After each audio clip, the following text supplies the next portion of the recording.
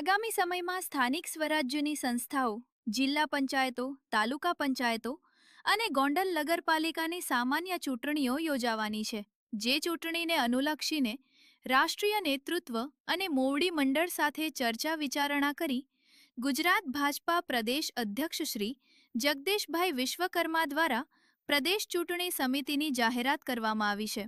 જે પ્રદેશ ચૂંટણી સમિતિના સભ્યોને રાજકોટ જિલ્લા ભાજપ પ્રભારી શ્રી ભરતભાઈ આર્ય, જિલ્લા અધ્યક્ષ શ્રી અલ્પેશભાઈ ઢોલરિયા, જિલ્લા મહામંત્રીશ્રીઓ નરેન્દ્રસિંહ જાડેજા, શ્રી હરેશભાઈ હેરભા, શ્રી રવિભાઈ માંકડિયાએ ખૂબ ખૂબ અભિનંદન પાઠવેલ છે.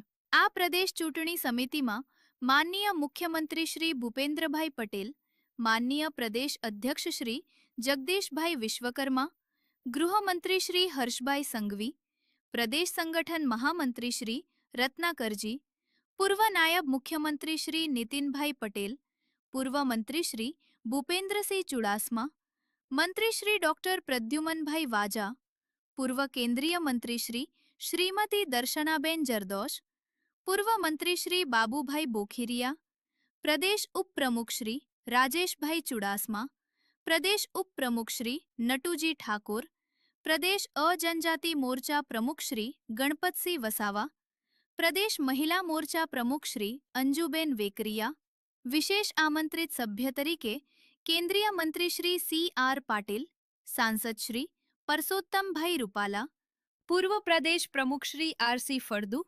મંત્રી શ્રી જીતુભાઈ વાઘાણી, આમંત્રિત સભ્ય તરીકે પ્રદેશ ઉપપ્રમુખ શ્રી જયશ્રીબેન પટેલ અને પૂર્વ ધારાસભ્ય શ્રી વર્ષાબેન દોશી સહિતના આગેવાનોની નિમણૂક કરવામાં આવી છે. તેમ રાજકોટ જિલ્લા press media in charge Shri Rajeshbhai Gondaliya, સહ ઇન્ચાર્જ શ્રી પ્રકાશભાઈ સોલંકી, શ્રી કુલદીપસિંહ જાડેજાની યાદીમાં જણાવે છે. રામનવમીની શુભકામના પાઠવતા રાજકોટ જિલ્લા ભાજપ આર્ય, ઢોલરિયા, જાડેજા, હેરભા, માંકડિયા, આદર્શ પુત્ર, આદર્શ પતિ અને આદર્શ રાજા એટલે પ્રભુ શ્રી રામ, રામના જન્મ અને જીવનથી સમગ્ર વિશ્વને માર્ગદર્શન મળ્યું છે. રામનવમીના આ પવિત્ર દિવસે સૌના હૃદયમાં ભક્તિના દીવા સદાય પ્રજ્વલિત રહે અને પ્રભુ શ્રી રામની કૃપા સૌ ઉપર સદાય વરસતી રહે તેવી રામનવમીની શુભકામનાઓ પાઠવતા રાજકોટ જિલ્લા ભાજપ પ્રભારી શ્રી ભરતભાઈ આર્ય, જિલ્લા અધ્યક્ષ શ્રી અલ્પેશભાઈ ઢોલરિયા, જિલ્લા મહામંત્રી શ્રીઓ નરેન્દ્રસિંહ જાડેજા, શ્રી હરેશભાઈ હેરભા, શ્રી રવિભાઈ માંકડિયા, આદર્શ પુત્ર, આદર્શ પતિ અને આદર્શ રાજા એટલે પ્રભુ શ્રી રામ, રામના જન્મ અને જીવનથી સમગ્ર વિશ્વને માર્ગદર્શન મળ્યું છે.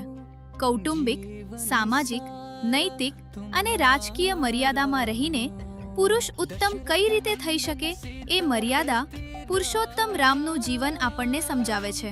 તેમણે વિપરીત સ્થિતિમાં, વિકટમાં, વિચારોમાં, વ્યવહારોમાં એમ સર્વમાં મર્યાદા છોડી નથી. તેથી જ તે મર્યાદા પુરુષોત્તમ કહેવાય છે. સદ્ગુણોની ટોચ એટલે રામ. રામનો જન્મોત્સવ ભારતમાં ઠેર ઠેર ધામધૂમથી ઉજવાય છે. અયોધ્યા આખી રામનવમીએ રામમય બની જાય છે. આ દિન નિમિત્તે આખી અયોધ્યાને લોકો ખૂબ શણગારે છે. હવે તો અયોધ્યામાં ભવ્ય રામ મંદિર નિર્માણ કાર્ય પણ શરૂ થઈ ગયું છે. લોકો રામનવમીએ ઉપવાસ રાખે છે અને પુણ્ય ફળ મેળવે છે. મધ્યાહ્ને મંદિરોમાં મહાઆરતી થાય છે. શહેરોમાં રામજીની પ્રતિમા સ્થાપેલ શોભાયાત્રા નીકળે છે. પરંતુ ખરેખર રામચંદ્રજીના જીવનનો વિચાર કરી તેમના ગણો જીવનમાં ઉતારવા કૃતનિશ્ચય બનીએ તો જ રામનવમી સાચા અર્થમાં ઉજવી ગણાય. ભગવાન રામના ચરણોમાં વંદન તથા પ્રાર્થના કે સમગ્ર વિશ્વને કોરોનાની મહામારીમાંથી મુક્તિ અપાવે.